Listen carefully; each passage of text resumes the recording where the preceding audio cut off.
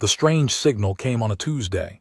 At first, the team at NASA's Deep Space Monitoring Station thought it was a glitch. The pattern was too regular, too perfect to be natural. Susan Miller was the first to notice it. She had been watching the monitors for 8 hours straight when the signal appeared. "Hey, come look at this," she called to her supervisor. Within hours, the news spread through secure channels. Within days, it reached the highest levels of government. The signal wasn't random noise, it was a message. First contact. Jack Harrison sat in a plain government office as officials explained why they had called him. At 45, Jack had spent most of his life training for space. He had been to the moon 3 times and Mars once. He was calm, smart, and good with people. Now they needed him for something much bigger. The signal contains coordinates and instructions, said the NASA director. They want to meet us, Jack asked. The Galactic Council. The room went quiet for a week. World leaders had been meeting in secret. The aliens had sent details about themselves. They were not one species but many, 37 different civilizations working together. They had been watching Earth for decades and now felt humans were ready for evaluation. Evaluation for what? Jack asked. To see where we fit in their hierarchy, explained the president's science advisor. Every species gets ranked. Jack looked at the files in front of him. And you want me to lead our team? You're the best choice we have, said the Secretary General of the United Nations. We're sending scientists, diplomats, and security. We need someone they will respect. 3 months later, Jack stood in the hangar looking at humanity's best hope, the experimental ship Earth Emissary. It wasn't built for this mission, but engineers had worked day and night to make it ready. It was the only vessel humans had that could reach the meeting point using the faster than light drive the council had shared in their message. Lisa Coleman joined him by the viewing window. At 38, she was the world's foremost expert in communication theory and had created a translation system for the alien languages. Nervous? She asked. Jack nodded. Wouldn't you be? Lisa smiled. I spent my life dreaming about talking to aliens. Now I'm about to meet 37 different species. I'm terrified and excited. The final team included 15 humans, the best Earth had to offer. Besides Jack and Lisa, there was Daniel Ortiz, the engineer who could fix anything. Karen Mitchell, former athlete turned security expert. William Grant, who had negotiated peace deals in the world's worst conflicts, and 10 others, each chosen for their unique skills. On launch day, millions watched around the world. Some prayed, some protested. Most just hoped these 15 people would represent humanity well. Inside the ship, Jack addressed his team before takeoff. We don't know what they want from us, he said. We don't know if we'll pass their tests, but we know this: we are the first humans to meet the galaxy. Whatever happens, whatever they think of us, we will show them who we really are. The journey took 17 days. Using the new drive, 17 days of preparation, study, and worry. Then, finally they saw it, the massive Council Station orbiting a gas giant, the Proxima Centauri system. It was bigger than any city on Earth. Spinning wheel of metal and light. As they approached, a voice came through their communication system. It spoke perfect English. Human delegation, it said. You are cleared to dock at port 7. The Galactic Council welcomed you. Your evaluation begins tomorrow. Jack looked at his team. This was it first. Contact, humanity's future would depend on what happened next. Let's show them what humans can do, he said. Docking procedure went smoothly. Jack led his team through the airlock and into the council station. They were met by 3 aliens who waited in a line. The one in the middle stepped forward. It had blue skin, 4 arms and eyes. That seemed too large for its face. When it spoke, its mouth didn't move. Instead, a small device on its chest glowed. I am Salter, station listen. These are my assistants. It gestured to the creatures beside it. One looked like a tall insect, the other was almost human-shaped but covered in short fur. We will show you to your quarters. Tomorrow you meet the executive committee. The hallways of the station were huge. Some areas had different gravity, some had strange lighting. Everything was built to serve many different types of bodies. Jack noticed how the aliens watched them like they were studying every move. Lisa whispered to Jack, they're surprised we can walk normally in their gravity. Their quarters were comfortable enough. Series of rooms with beds, food stations, and cleaning facilities. Team gathered after settling in. First impressions, Jack asked. There. Advanced, Daniel Ortiz said. He held up a small piece of metal he had found on the floor. This isn't just metal, it's a composite that changes properties based on temperature beyond anything we have on Earth. They don't expect much from us, Corinne Mitchell added. I saw how they looked at us like we're children. The next morning, Salter returned to escort them to the executive committee. They entered a massive circular room with 5 different aliens seated at a raised platform. Each one was completely different from the others. A tall, thin alien with skin like polished stone spoke first. I am Zendar, first chair of the executive committee. Welcome. Humans, we have observed your planet for many cycles. Now we will determine your place in the galactic community.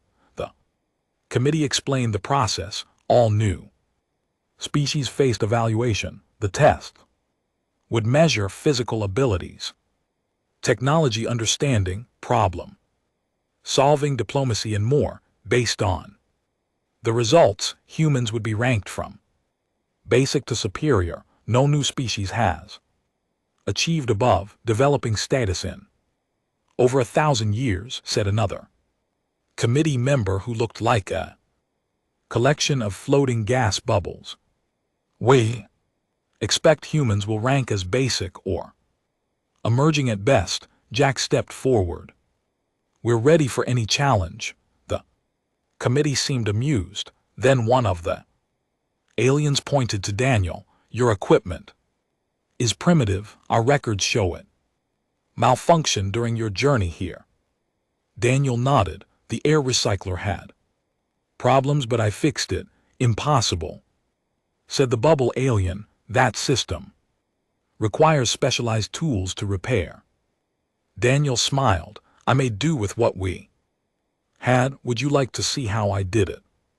The committee members looked at each other, then Zender nodded. Daniel pulled tools from his pocket and explained his solution. The aliens whispered among themselves. Finally, Zender spoke again. Interesting. Perhaps humans are more adaptable than we expected. However, one clever fix does not change your species. Standing, the formal trials begin tomorrow. Later, back in their quarters, the team discussed the meeting. They're underestimating us, Lisa said. Good, replied Jack. Let them. William Grant, the negotiator, shook his head. I'm not so sure. I watched them carefully. They're testing us already. Everything is a test. How we walk, how we talk, how we eat. Then we'll pass every test. Jack said, starting tomorrow. That night Jack couldn't sleep. He stood by the window in his room, looking out at the stars. Somewhere out there was Earth depending on them. He remembered the president's last words before they left: show them humanity's best. Tomorrow they would do exactly that. The first trial took place in a large, empty room with walls that could change shape. Jack and his team entered to find Sender and 2 other council members waiting. This is the physical capability trial, Zender explained. Most species excel in one area but fail in others. The Krell have strength but lack endurance. The Volans are fast but weak. The test began with basic movements: running, jumping, climbing. The room changed to create obstacles. Walls rose from the floor. Platforms appeared in the air. The gravity shifted. Karen Mitchell took the lead. Before becoming a security officer, she had been an Olympic athlete. She moved through the course with ease, her body adjusting quickly to each new challenge. Council members watched with growing interest. Your gravity is slightly stronger than Earth's, Karen explained when she finished, but human bodies are adaptable. We train in different conditions. Next came tests of fine motor control. The humans had to manipulate small objects, solve physical puzzles, and demonstrate precision. Lisa's delicate work with the translation devices proved valuable. Here, impressive for a species with only 2 arms, muttered one council member. The second trial focused on technology. Daniel led the team through tests of their understanding of various devices. None of the technology was familiar, but the principles behind them were not impossible to grasp. It's like seeing the history of human tech development, but going in different directions, Daniel told Jack during a break. They solved the same problems we did, just using different methods. Council seemed surprised when the humans not only understood the alien devices, but suggested improvements to some of them. These power relays waste energy, Daniel pointed out. If you reconfigure them like this, you get better efficiency. The third trial was diplomatic reasoning. The humans were presented with conflicts between fictional species and asked to propose solutions. William Grant shined here, drawing on his experience with Earth's most difficult peace negotiations. During one scenario, William didn't just solve the problem, he found a solution that benefited both sides in ways the council hadn't considered. The key is understanding what each side truly values, William explained. Often they want different things and can both win. As the day ended, Jack noticed the council members talking intensely among themselves. Their body language, though alien, showed clear signs of concern. Back in their quarters, the team celebrated their success. Did you see their faces, or whatever they have instead of faces, when Karen complete that obstacle course in half the expected time? Lisa laughed. Or when Daniel fixed that broken scanner using just the parts they gave him, added William. Jack nodded but remained cautious. We did well today, but this is just the beginning. They're watching us more carefully now. He was right. The next morning, their escort had doubled in size. More aliens lined the hallways.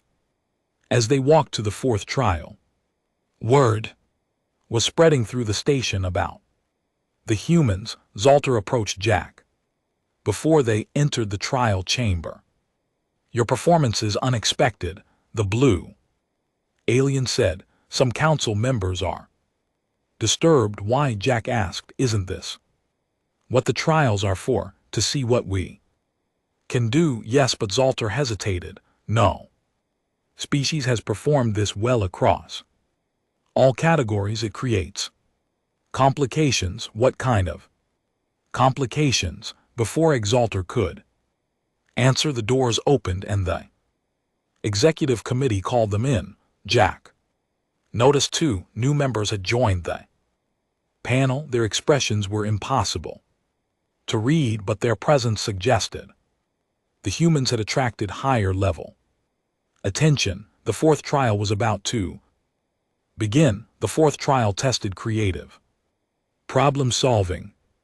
The humans were given challenges that seemed impossible. They had to build a bridge with materials that wouldn't support weight. They had to send messages through barriers that blocked all signals. They had to create light in a room designed to absorb all energy. Each time the humans found a way, they worked together, combining their different skills. When one approach failed, they tried another.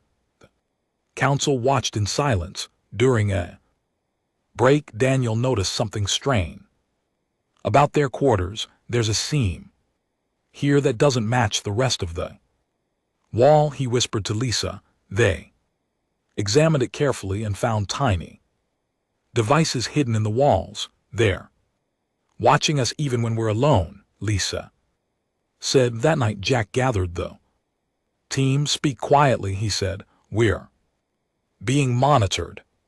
Why? Corinne asked. The trials are during the day. Because how we act when we think no one is watching matters to them, William suggested. It's part of the evaluation. There's something else, Lisa said. I was analyzing the language database they gave us and I found references to humans from before our contact. That's impossible, Jack said. We've never met aliens before. According to these records, they have met humans. The information is locked, but the references are there. The next morning, Jack confronted Zender. Before the 5th trial began, you've met humans before us. Why hide that fact? The council chamber went silent.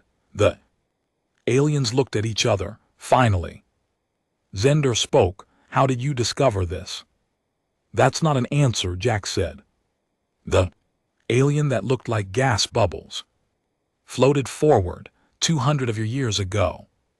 A ship left your planet. It was primitive, a generation ship carrying 10,000 humans to your star system's outer planets. They vanished. We found wreckage near the Krello border. Earth lost contact with the Hope colony ship. Jack said. We thought it was destroyed in an accident. It was not an accident, said another council member. But this information is not relevant to your trials. Not relevant. Jack's voice rose. You've been judging us while hiding the fact that you've encountered humans before. What else are you hiding? The council members spoke in rapid, angry tones to each other. Finally, Zender raised a hand for silence. The trials will continue. This complication changes nothing. But Jack could see it changed everything. The council was nervous now.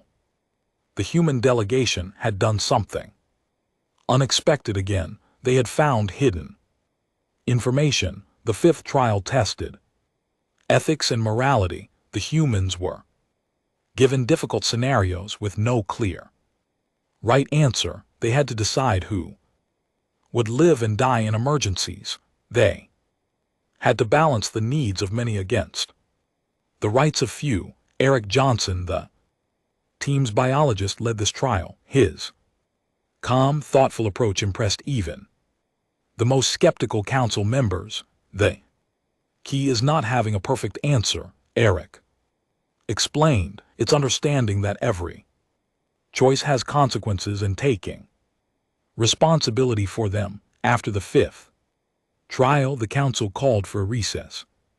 The human team returned to their quarters to find them completely rearranged. They removed the Surveillance devices, Daniel confirmed. After checking, because we found them. Lisa said, they're adapting to us as much as we're adapting to them. That night Jack couldn't sleep again. He walked the halls of their section, thinking about what they had learned. Quiet voice startled him. Human Jack. Harrison. Jack turned to see a small alien he hadn't met before. It looked fragile with transparent skin showing internal organs. Who are you, Jack asked a friend. I must speak with you in private. The council is divided about humans. Some fear you, others see opportunity. Neither group has your best interests in mind. What do you mean? The alien looked around nervously. The final trials are not what they appear to be. There is much more at stake than your classification. Before Jack could ask more questions, the alien hurried away. As footsteps approached from around the corner, Jack told his team about the strange meeting in the hallway. They sat in a circle in Lisa's room, speaking in hushed voices. We need to learn more, William said. This alien, whoever it was, knows something important. I've been looking deeper into the council records, Lisa said. They gave us limited access, but I found ways around their security. It's not just that they met humans before. They've been studying Earth for centuries. Why? Asked Karen. I'm not sure yet, but I keep finding references to something called human potential. They seem both interested in and afraid of it. The sixth trial began the next morning. This one tested crisis management. The humans were placed in a simulation of a space station in danger. Systems were failing. Fires were spreading. Aliens of different species needed rescue. Samantha White, the physicist, quickly figured out that the simulation was based on a real event. This isn't just a test, she told Jack. This happened on a council station 10 years ago. They're seeing if we can solve a problem they couldn't. The team worked together smoothly. Jack coordinated their efforts. Karen led rescue operations. Daniel fixed critical systems. Lisa communicated with the panicked alien victims. They saved everyone in the simulation and stabilized the station. When it ended, even Zender seemed impressed.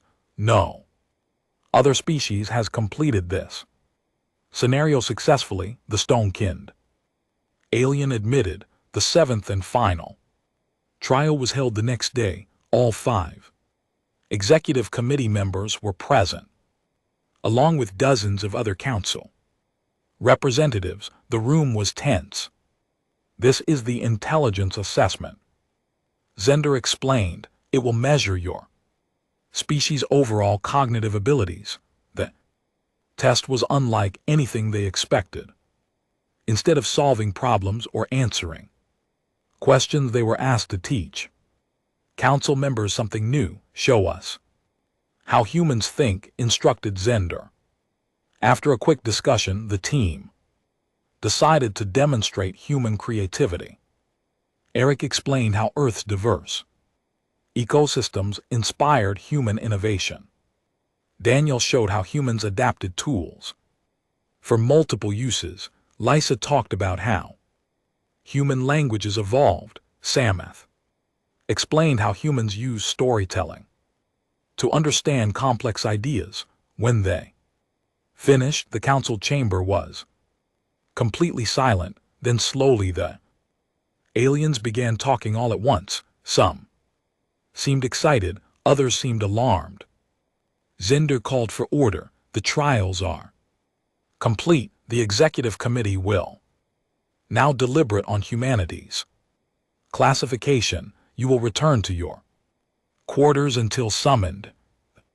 Deliberation lasted 3 days, 3 long days of waiting and wondering. The human team was not allowed to leave their Quarters except for meals, they saw other aliens watching them in the dining area, some curious, some clearly hostile.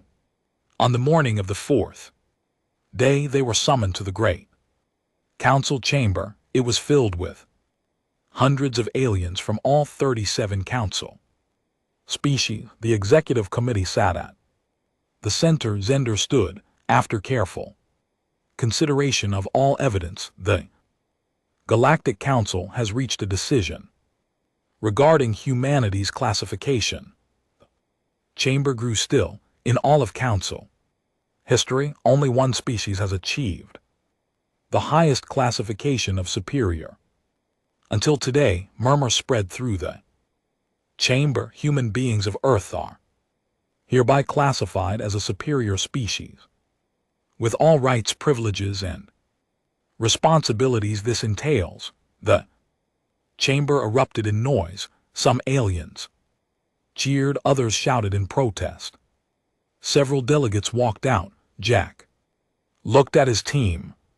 They should have felt proud, but something didn't feel right. The mysterious alien's warning echoed in his mind. Lisa leaned close to Jack. Look at their faces. They're not happy about this decision. She was right. The executive committee members didn't look pleased. They looked worried. What does superior classification actually mean? Jack asked Zender directly. The stone-skinned alien's expression was impossible to read. It means human. Jack Harrison, that everything changes for you, for us, for the galaxy. After the announcement, the human team was moved to new quarters. The rooms were larger, more comfortable, and located in a section of the station reserved for high-ranking officials. Guards stood outside their doors for protection. Salter claimed, your new status brings new dangers. The blue alien explained, not all council species accept the decision. Jack didn't believe this was the whole truth. What aren't you telling us about superior classification? Zalter looked uncomfortable. You will receive a full briefing tomorrow. That night the team gathered in Jack's new quarters. We need to contact Earth. Jack said they should know what's happening. I tried. Lisa said all our communications are blocked. They say it's temporary until our new status is processed, whatever that means. I don't like this. Karen said it feels like we're being isolated. Look what I found. Daniel held up a small data device. This was hidden in my new room. Someone wanted us to find it. They connected it to their equipment. The device contained thousands of files about the only other superior species in council history, the Valkyrie.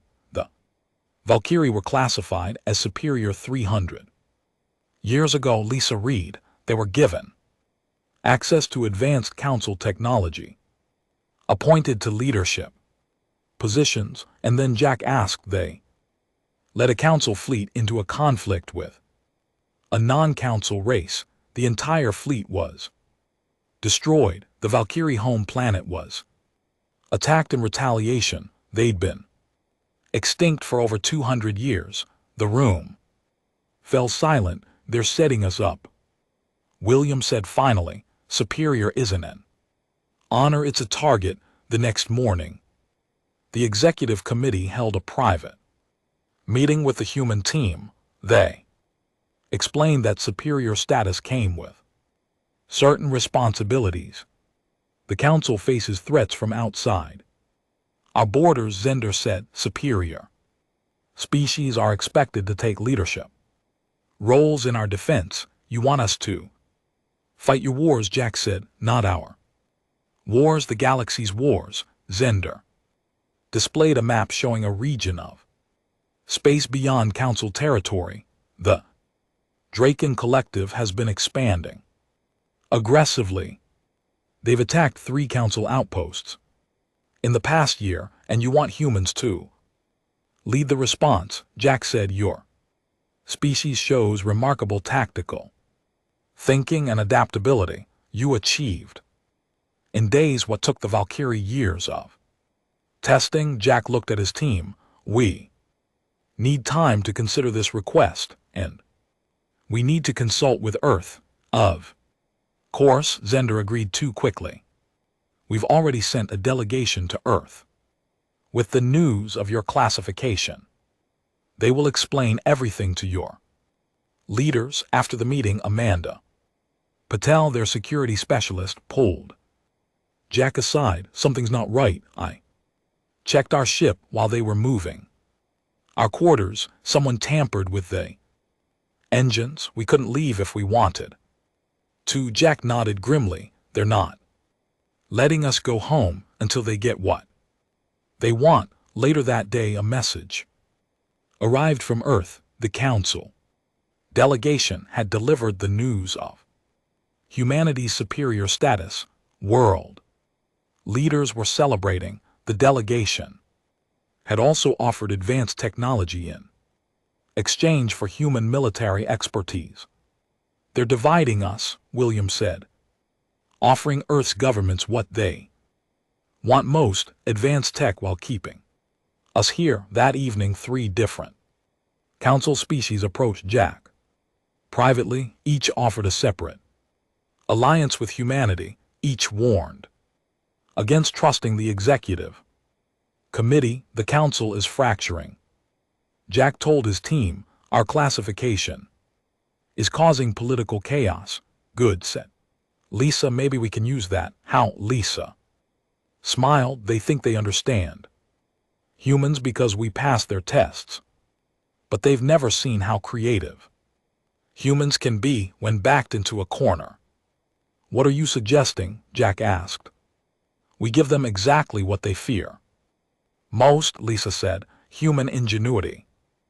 Lisa's plan was simple but risky. If the council wanted to use humans as their front line in a war, they would show the council exactly what humans were capable of when pushed too far. First, we need more information, Lisa said, about the council, about this war, about everything. The team split up with their new superior status. They had access to areas of the station previously off limits. They used this to gather intelligence. Amanda discovered something disturbing in the security files. There was a faction within the council that pushed for our superior classification. They overruled concerns from other members. Why would they do that if it comes with such power? Corinne asked. Because it's not really power, Jack realized. It's a way to use us without taking responsibility.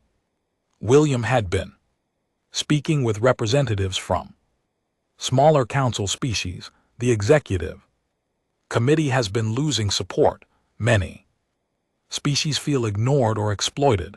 They needed a way to unite the council. Common enemy, Jack said, or in this case, a scapegoat if things go wrong. Daniel had examined their ship more carefully. The damage is worse than we thought. They didn't just disable it, they rigged it to fail catastrophically if we try to leave. Can you fix it? Jack asked. Daniel nodded. Yes, but not quickly and not without them noticing. Samantha had been studying the council's scientific database. The Draken Collective isn't what the council described. They're not aggressors, they're refugees. Their home system was destroyed in a stellar event. They're looking for new worlds to settle, so the council is lying about the threat, Jack said. Not completely, Samantha replied. The Dreen are desperate. They've taken worlds by force when denied peacefully, but they tried diplomacy first. Eric had made a surprising discovery in the medical database. The Hope Colony ship wasn't completely destroyed. There were survivors. The council has been holding them somewhere called Facility 12. This changed everything. Not only was the council manipulating them, but they were also holding human captives. Jack called the team together to finalize their plan. Tomorrow is the formal ceremony, where we officially accept superior status. That's when we make our move.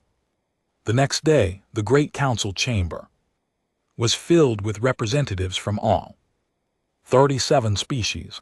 The executive committee waited on their platform. Jack and his team stood before them, dressed in formal uniforms provided by the council.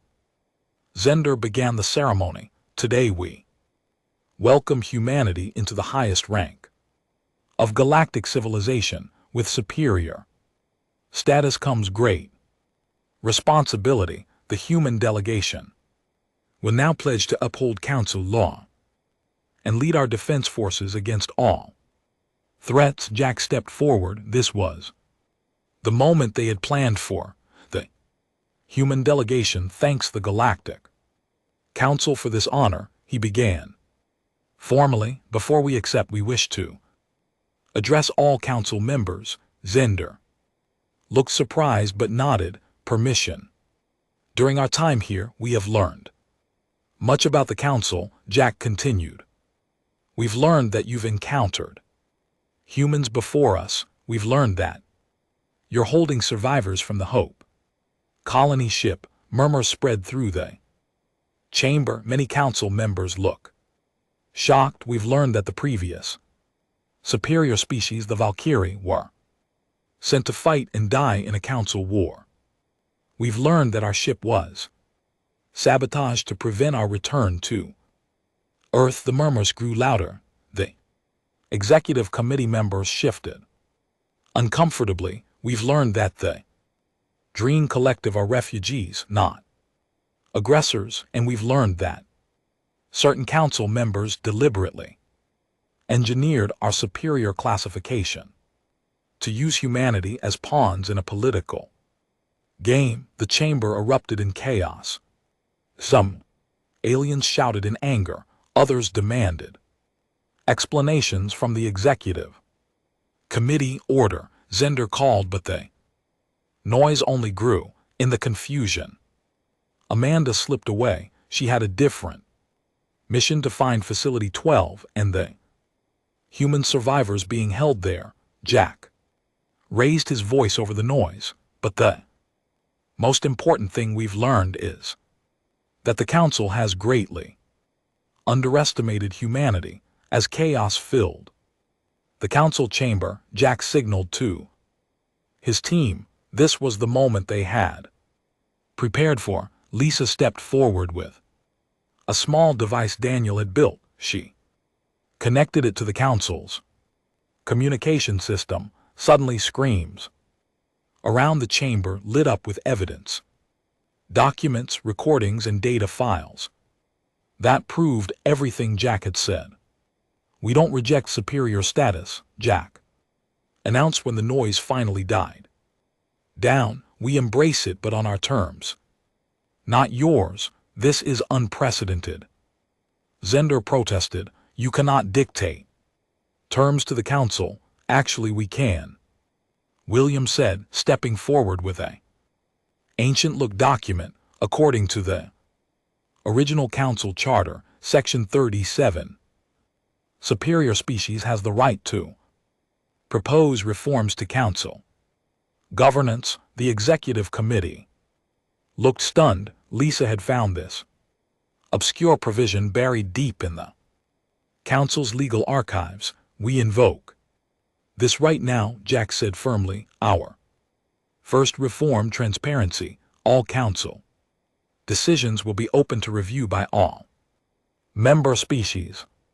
More screens activated around the room showing hidden files about secret council operations, including Facility 12, our second reform, democracy. The executive committee will be elected by all council species, not appointed by the founding members. The smaller, less powerful alien species in the chamber began to cheer they had long felt ignored by the council leadership. Our third reform.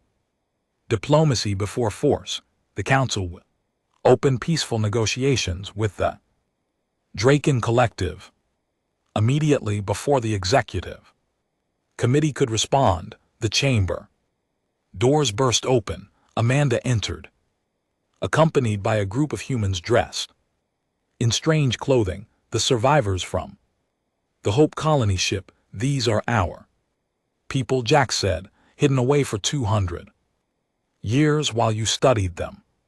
They will be returning home with us. One of the colony survivors, an older woman, stepped forward. For generations we were told we were the last humans alive, that Earth had been destroyed. We were experiments to them. The revelation sent fresh shock waves through the council chamber. Even some executive committee members looked horrified. They hadn't known about this either. In the confusion, Eric approached Jack. Daniel says the ship is ready. He bypassed their sabotage. Jack nodded and raised his voice again. Humanity accepts superior status with these reforms. Earth will join the Galactic Council as an equal partner, not as a weapon to be used and discarded. And if we refuse these terms, Zendar asked, his stone face unreadable, then we leave, Jack said simply. We take our people and go home. We tell of Earth everything we've learned about the Council, about your deceptions, about how you plan to sacrifice us in your war. The room fell silent. The Council representatives looked at each other, then at the executive committee. Finally, a small alien pushed through the crowd, the same one who had warned Jack in the hallway days before. I am Talith of the Navari. It said my species was among the founders of the council, though we have been ignored for centuries. I support the human reforms. One by one, other representatives stood and voiced their support. The executive committee found themselves increasingly isolated.